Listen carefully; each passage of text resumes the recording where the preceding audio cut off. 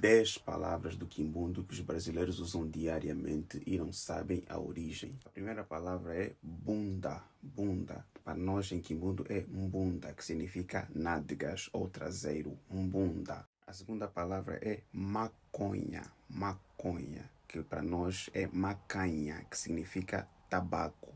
Em português brasileiro significa cannabis, a planta de cannabis. Terceira palavra, moleque. Moleque, que significa rapaz. Tanto em quimbundo como em português brasileiro. Mas em quimbundo nós pronunciamos moleque. Moleque. A quarta palavra é xingar. Xingar, que significa ofender. Vem do quimbundo do verbo kuxinga. Kuxinga, que tem o mesmo significado, ofender. Quinta palavra, caçule. Caçule, em português brasileiro, caçula. E significa mais novo ou mais jovem. Sexta palavra é camundongo. Camundongo, que significa rato, como vocês veem aqui. Sétima palavra, marimbondo. Marimbondo é um tipo de vespa que tem uma picada muito forte que é capaz de deixar a boca de uma pessoa nesse estado. Oitava palavra, cochilar, que significa dormir levemente. Vem de cucochila.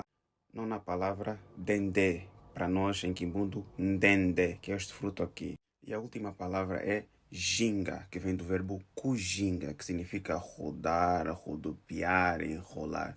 Espero que tenham gostado e até o próximo vídeo. Tchau!